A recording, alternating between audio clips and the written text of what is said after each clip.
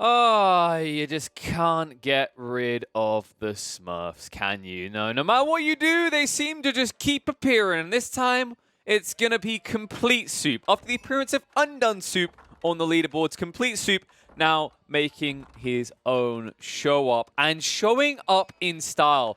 Being second on the leaderboard right now, 1925 elo, barely behind Lucifron, who's in first, and pushing Marine Law's official KEKW down to third. And I have to wonder who this is, actually. Complete Soup. I've got a weird feeling, right? We've got Undone Soup and then Complete Soup. And before we had official KEKW and then official anti-KEKW, right? I almost feel like there's two players that keep making these Smurfs. It's Marine Law and someone else. It's got to be, right? I think some people have been of the opinion that Serral, but we don't have confirmation. I could see that, honestly. Serral's incredibly talented. I think he knows that when he sticks his mind on something, when he fully commits to it, he can actually become the best in the world, and he's proven that previously in StarCraft, and I wouldn't be surprised if he does it again in Age of Empires. But until I get confirmation, I will just refer to him as Soup. And his opponent, who's going to be playing as the Roos, is going to be DeMuslim. DeMuslim, of course, he isn't into the Smurf in life, folks. No. DeMuslim, he's a hard committer. He's a hard grinder, and I respect him for that. Sir, you are a gem. A gem that's sitting currently 36th on the leaderboard, 1739 elo, which is still very respectable, but with 546 games played. Boy likes his grind. And definitely likes his roots.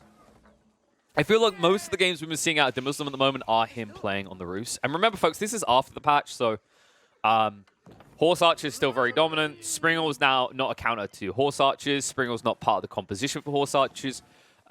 For Roos is probably going to make Roos more powerful, not just because now they don't get countered by Springles, but I think also they now have more flexibility in what they can build with. So you could even see more players starting to opt into Knights. We've seen Scout amassments happening. I could even see Horsemen being quite viable for the Roos to a certain extent. Although somewhat counterintuitive in conjunction with the Horse Archers, because really what you need is something that can engage in melee. And Horsemen are more just awkward cannon fodder in a lot of those fights, at least until you get into the late game. But let's see how this opens up, because Soup, he is playing on the Mongols. Mongols, this Civ that can be quite hyper-aggressive when it chooses to be. Layout starting looks decent, is going straight into the Scouts, going to try and maintain the tempo up against the Roost player, try to deny him some of the bounty system, as well as secure the carcasses when we jump up into the next age. And Pro Scouts is just so meta right now. Something has eventually got to change, right? I don't think they should necessarily nerf Pro Scouts, but I do feel like they should possibly buff other elements of the game. Because right now, it's almost just suboptimal to not play into it. And it's actually... It makes a lot of these other civs feel kind of worthless, right? England feels worthless. Delhi can feel really wonky. France seems to have just fallen down and off a cliff in terms of its like value and its pick rate, right? Like, it's all about Rus, China, and Mongols. Those are the three that can actually compete on the professional scouts front. And if you're up against one of those three, you feel like you're at a huge disadvantage if you play any of the other five, right? Because for Mongols, they can double up the scout production. For the Rus, they just produce scouts out of this hunting cabin, which you naturally build into anyway at the start of the game. And then you have to talk about China, where they can triple the production rate of a building, right? And thus spam out scouts just as quickly. So a lot of aggression coming out early from Soup. Soup just prioritizing using these scouts in an aggressive fashion into his opponent's base. I like this opening. Trying to get that outpost down. It's really tough for the Muslim. He can't allow this to occur because it actually cuts him off from his tree line. This would be a big deal if Soup can complete it. And this is wonky. Like, you have to commit to the villager, but it's just too late now. So Outpost is going to go down, and this is frustrating as all hell. He at least has this other tree line to fall back to that isn't too far away, but it is far away enough that you could get harassed here, right? Look at the difference. You can see the measurement. The TC actually guards this tree line. It doesn't guard the alternative. This is a really amazing play out of Soup to open the game. And it is going to become very frustrating, right? Because you can already see the wraparound that's going to occur. The Muslim won't have the defense against this, right? Like, the wood defense is so expensive. For Soup, that literally cost him 70 wood. Whoop-de-doo. So he'll move in and do it again over here. This time, however, he might face the ultimate punishment. 4 scouts could cause quite the conundrum for him. And this villager will be pressured until he dies. And the tech up is going to be complete. Not there yet for Soup, remember. Soup, he invested a little bit heavy into his early game presence, so not able to actually get up as quickly as DeMuslim. And this will give DeMuslim the edge in terms of getting pro scouts. Question is whether he's going to do that or get more scouts. He might have to be more scouts. He already sniped one the Villi. And remember, these scouts do more damage against scouts, right? They get the bonus damage of an extra 10. So they do kill each other fairly fast compared to how slow you kill the villagers. But it's a done deal in the end. We'll drop him, and we'll move back in towards his base. Now, scout count is now in favor of the Muslim. The problem is this pesky Khan. This Khan is always going to be the frustrating factor. So it can be somewhat annoying to try and engage with. And the villager line. Oh, no, the villager line. I mean, you don't want to lose any villagers at this stage, right? The Muslim, he wants the fastest castle age time he can get. He understands that a Mongol player can actually apply pressure in this early game, so he doesn't want to give him a chance to. Now, the problem is that, yeah, okay, so he's going for pressure scouts now. I was kind of concerned the Muslim was delaying this so much because he needed the appropriate number of scouts, right? His opponent is continuing to push these out, has begun the upgrade going into the Deerstone, right? And then he'll be able to get his hands on professional scouts as well. And right now, the Muslim can't even go gather carcasses because he has to address this issue in his base. And as soon as he does, look how frustrating this gets quickly, right? Courtesy of the Khan. If they could surround the Khan there, that would have been huge, but Micro wasn't on point. The Muslim was managing other things as he had to worry on the other side of his base. So it looks like the Khan will get away. Because remember, the Khans can die pretty quick even to scouts when surrounded. It's only a 90 health unit at the beginning of the game. And oh my... Wow. Okay, folks, I was about to say the bounty system isn't looking too bad for the Muslim. But this is mainly because he sniped his own side. And that's not true. Look at this spawn. What is this spawn? You can just about reach this, right? Just about. Maybe? I don't know. They can see it, apparently. So they know it's there. But, like, I think you can possibly squeeze through that gap. But no one's hunted it, which suggests to me that you can't actually get there. That's actually absurd. That is such a brutal spawn here on Lipany for the Muslim, right? It puts him at a distinct disadvantage in terms of carcass gathering. It means that his opponent is more likely to gather his. This is something that could easily be missed, and it seems it has been by both players in this situation. Okay, so Wooden Fortress does go down in the end. This will pay for itself once the tree line's gone. And definitely a valuable investment against the early onset aggression coming out of the Mongol player. But you can see Arislit's upgrades coming out of the outposts. He's already setting up around the base. He wants to keep that pressure in, understanding that the Muslim does not want to build military units at this stage of the game, right? He wants to have that castle age. That castle age that is nowhere near ready. Just look at the resources. I mean, you're 7.5 minutes into the game, and this is what you have. You have surplus wood and literally nothing else, which can work out to a certain degree with the trade, right? But that's for the gold. Explain what's going to happen with the food right now, because the food is where you're suffering. Scout army will go out to burn down the outpost. They've had enough of this. He needs to get across to more carcasses soon. I mean, you can see Soup's backing off. The reason he's backing off is, I believe, yeah, Professional Scout's almost complete, 25 seconds left. So this is pretty optimal out of Soup. He should arrive at the hunting field around the same time the tech completes. So no downtime, really. Wow, outpost goes down. He respects the fact that the Arislit's just too annoying. He's built a wooden fortress on the other side, and this is a wasted investment, Alfred Muslim. This does not feel good to do. To drop a wooden fortress like this and then have to abandon that wood line, you're now getting no value, not getting that extra 20%, so you're not eventually refunding the wooden fortress cost, right? He'll come back for this later, so it'll still have value there, but it's just not a good situation to find yourself in if you're a risk player. And this is going to delay him. I think this is going to be more like a 10-minute castle age timing at this rate, and you just don't like that, right? You're looking for that 8, 9 minute maybe, around that kind of mark. That's what you feel good about. The Muslim did find the corpses in the end, so that brings him up to the 3, 4, 5 mark. Decent amount gathered. I think we've talked about this before. If you at least get the second tier, right, the 250 bounty, and unlock tier 2 for harvest rates and quicker generation of gold from hunting cabins, it's good in a 1v1. If you are somehow getting tier 3, I think that only ever really happens before boars if your opponent completely neglects to hunt anything on the map, which we've rarely seen now in the top 100. It's almost like you don't do it. It's almost taboo to not hunt things when against Rus, right? He finds the remaining carcass. Still one here that he can grab. But he's about to have the correct amount of food soon. Gold situation, he can trade for it immediately. But this is going to be a plus 10-minute castle age timing. And we'll have to see how that sort of delay impacts the game, right? Like, I think it might not seem like the biggest deal, 1 or 2 minutes, but the reason we've seen, and when we've seen Rus look overwhelmingly difficult to deal with, is when they get about 8, 8.5 minutes, possibly 9 minutes, they're into that castle age, and they already have horse archers coming out, right? Because the point at which you're ramping up pressure is dangerous. The danger in this game for him is against a Mongol player, this might actually bridge the gap to get up to Castle Age himself. And that's where Mongols themselves get very lethal, remember, because they can gather additional gold via the step redoubt upgrade. The question is, what is the Mongol solution going to be now that Springles have been weakened? Right? They are no longer a good solution. Usually the reason that timing is so powerful for Mongols is they instantly build into the Springles. He's not going to have that option, so he's going to have to actually think outside the box, do something a little bit different. Maybe we see some Mangonel plays, but it's going to be Mangonels against Horse Archers in that situation. That could get a little bit dicey and not work out in your favor. So good defending. Delays it again, though, really. Like, the scouts, they weren't able to move out and get the carcasses. Soup gathered plenty of his. I think he got all of his own, maybe one or two of his opponents. So a slight favorability towards the shares for Soup there. And another outpost going down. No garrison in. Scout count is decent, actually, for Soup here in this fight. Like, the Muslim definitely has more, right? But he's definitely weaker here because of that outpost. And you can see it already. Even if you burn this down, you'll be at a disadvantage in terms of numbers when it comes to the scout count. And it looks like that's going to be the case. Yeah, another one's just going to be sniped down low. And he'll try to back away, but these only cost 70 wood. And if you get rid of most of the early scout army, it's not too bad. It's not like you're using this scout army for anything else. And Magadai coming out from Soup. When was the last time we actually saw Magadai? It feels like it's been a century and a half. I don't think this is the right game for it, though, Soup.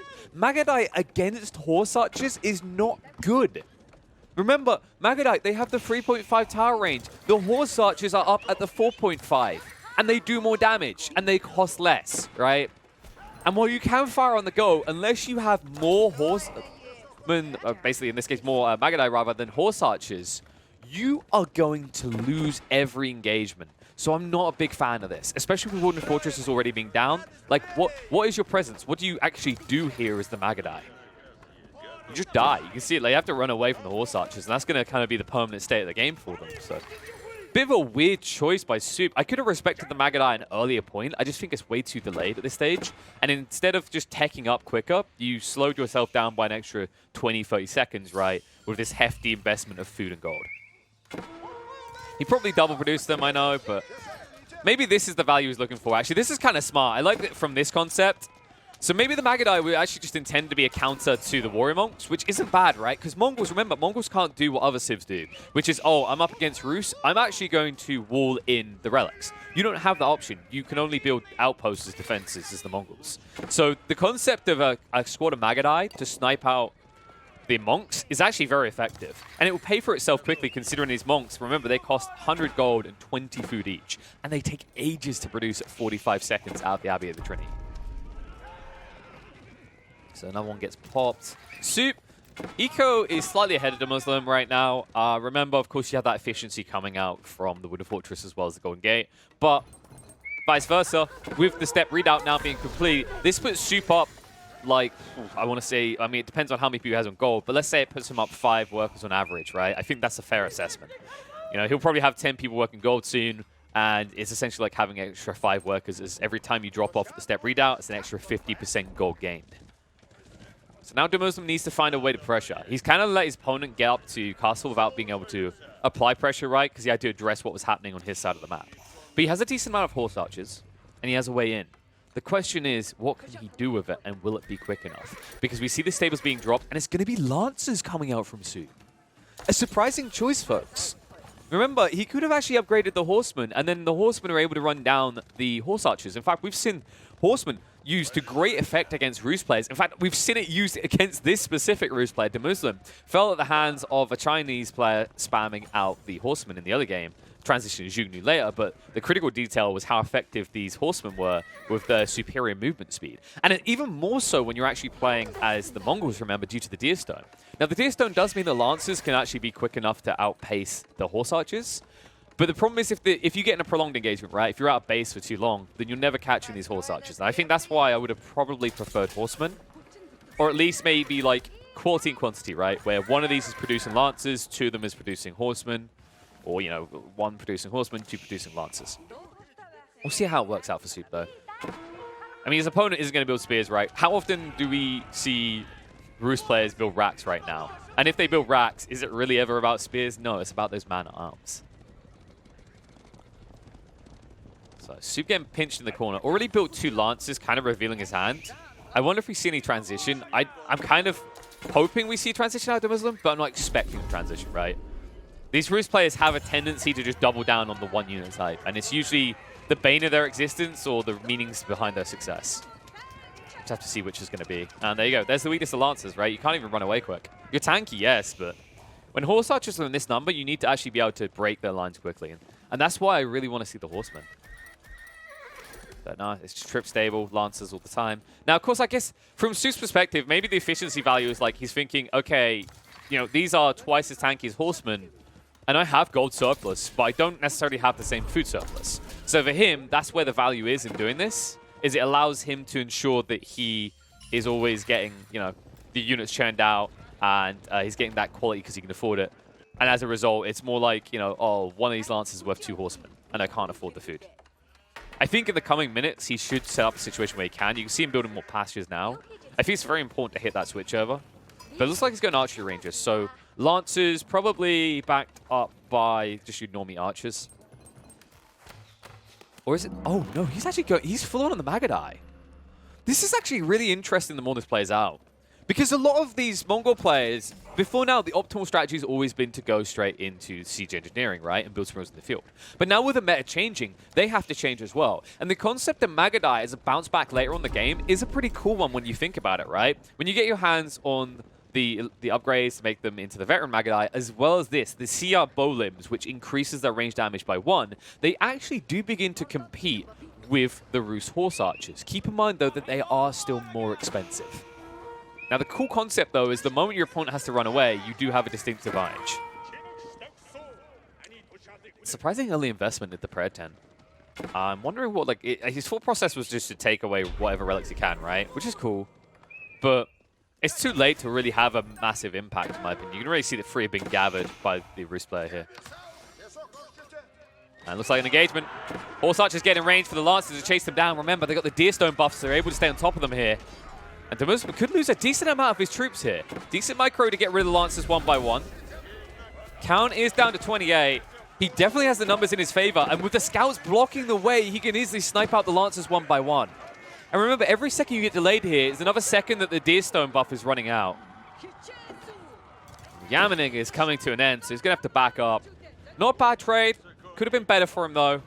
Nice moves by Demuslim to use the cheap cannon fodder to block his opponent. And it's going to be recycle in. Back in they go, snipe him down 1 by 1. Demuslim, he understands he has to keep the pressure up, right? At no point can he back off from his opponent's base because he doesn't want to surrender past this midpoint control to the Mongol player because that could spell catastrophe, especially with a mobile Magadai army being built into. But it looks like it is a catastrophe for him. Most of the Horse Archers spent. The ban of the final Lancers are back off the Magadai. Remember, the Magadai are a hefty investment alongside the Lancers, so easier to get them out than the Lancers are. They'll keep the production up. Step readouts move over to a new source. Uvu over on the side, so he's not getting that double up production just yet. But it doesn't matter at this stage, right? His stone, it's only at 500. He could probably wait until like the 1,000 mark and then amass a giant army after losing his primary. I think that's what he's considering here. And I really want the Muslim to consider a little bit more composition here. He's building more Warrior Monks, which I'm always a fan of. I think Warrior Monks are absolutely amazing and underrated units still. From a combat perspective, people just usually think of them for the relics and the sacred sites, but they can fight well as well. Especially with the buff they give with Saint's Blessing. In fact, I wouldn't be surprised if we get into a stage where we see that even potentially get, you know, researched. We'll just have to see that. But the more important thing is he keeps the scouts coming, right? I think he has, yeah, he's got 2 of these hunting cabins producing them at once. He has actually switched over to farmlands very early. This is the other reason why he cannot surrender control of the mid-map to his opponent. He's so exposed on the economical front, right? Like, this is so far out on the side. Same over here. It's kind of interesting to watch, right? When we talk about the opening days of Age of Empires, the civ that always done the pocket economy strats was France, and they usually were unprotected. But in this game, like the confidence, the cockiness, I don't know what you want to call it, but the Muslim has whatever it is that he's just pushing out and not even protecting these. He's not walling it up. He's not putting down outposts. He's just boldly going out into the unknown and sticking a nice little farmland there that is just, you know, in classic tradition going to get raided when the Mongols come through. Question is if they can come through.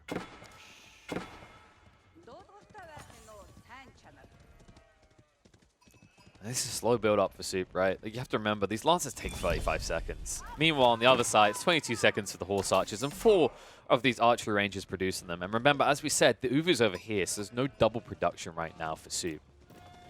Soup, they are even on the economy front.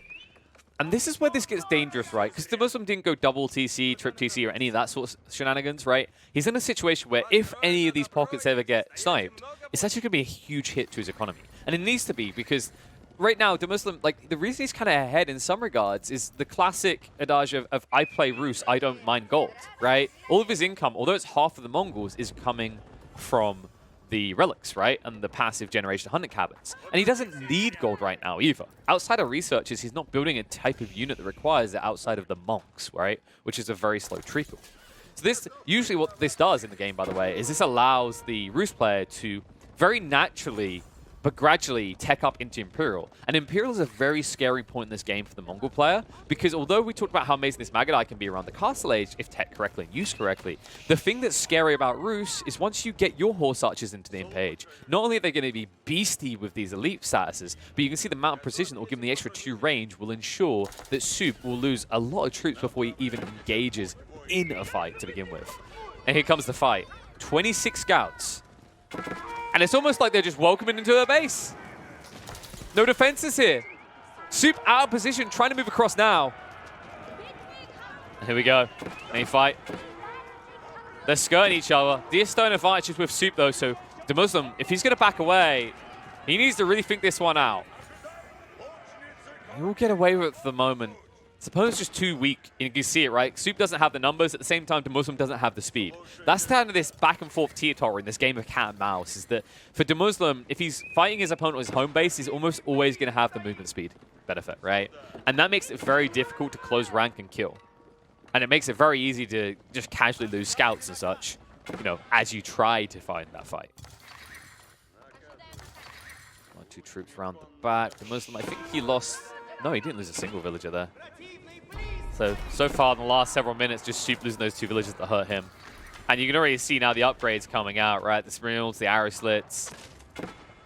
Soup has somewhat of a foothold, but he has problems now. Central Sacred Site, well and truly secure for the Muslim. And he'll probably send monks down to the southern and northern ones, right? Continues a gold treacle, and then we'll also start to pressure Soup to try and end the game. Soup. Man, no infantry, no way of building into siege weapons so far. I wonder if it would have been worth trying to get Mangonels. I mean, Mangonels are fairly pricey, and like we said, you are up against a scout amassment and a horse archer amassment, so maybe it would have been too late, especially with the scouts, right? Because we've seen how they're used very effectively as cannon fodder to run in and snipe down siege weapons. So then you have to question mark, like, what is the answer for Soup? Well, he's going for that siege workshop after all. I do think he kind of has to engage with Mangonels, just because, like, nothing else is working right now, right? You're outnumbered. You know, you're outskilled by the horse archers. Like, what goes well against them? Well, Magadai, if you can keep enough of them out. But you're talking about 18 Magadai to an army of, what, 60 now? 52. And building. It's a tough one for sure. Now, with the siege workshop down, what is the call going to be? It might just be that he's considering a traction trebuchet to try and get through the defenses in the center, right? Because although the Smrills have been nerfed, they're still annoying. They still hurt, right? It's still extra damage into your units, extra units lost in a situation where you're already behind on the unit count anyway. Oh, movement in. Doesn't want to use the maneuver arrow for this. Magadai should be able to get in range and snipe a few of these villages before they garrison. Most of them, in fact. And we'll back away with the hit and run. So that's a good strike. The Muslim, remember, he's still on that 1 TC. They both are. So any villagers lost is still painful. They're both around the 60 to 65 mark, which means they aren't a late game scaled economy where they can afford to lose 10 villagers at a time. My concern right now, though, is that with all of these mines quickly drying up, you can see the step readout on a long slug across. This is time now where Soup is not gathering. It's a good thing he's got gold surplus for that reasoning. But the problem that I see is that as you pick through these gold veins, right, once this one's gone, it's so far away to the next one, and that puts you at a weak point in the economy, because remember, the Muslim passive generation, you need to actively seek out and gather these gold veins each and every time. The Lancer just trying to scout around the back, but you can just start to see the Muslim getting this foothold. Moving in. Almost double the units he went from when he was last here, right? 47 scouts. I just love this combo. Like I said, guys, composition is key. And this composition might find the most important building for Soup right now. He sees it. He ignores it. He actually decides on a bigger target. He's going to force an engagement here. Mangonel's been built. And they look to raise it straight away. Mangonel, I don't think he even gets one shot out here. It's going to be chased onto the scouts. Forcing the engagement. Mangonel turns around, but there's going to be a dodge on the shot. And now the Horse Archers can chase in. Mangonel's gone. And Soup looking like he's in deep doo-doo right now. Retreats into the outpost. How long can they protect you? There's just so many scouts here. And this is the thing. The moment you retreat like this, he says, okay, fine. That's good. I'll go straight for your economy. He sees the Imperial Age being complete. Soup has teched up past the Muslim. But can the Muslim hit the kill and blow here? A sizable force. We'll have to see if it's going to count for much, though. Archers starting to be produced in the meantime by Soup. He needs every unit, every man with a shield, bow, or a spear to defend his base, because his main army is gone. And while a decent amount of these units will be lost amongst the outposts, it's probably not going to be enough, right? Soup needs a new army. He needs it stat. But where are you going to get it? He's double producing the Mangonels. I don't know if the Mangonels are good enough, though. We've seen how easy it is for the Muslim to just avoid these shots, right? These very predictable attempts by the Mangonels to fire upon you. Here you go. One's moving in. Shot. Good shot. Gets 1 or 2.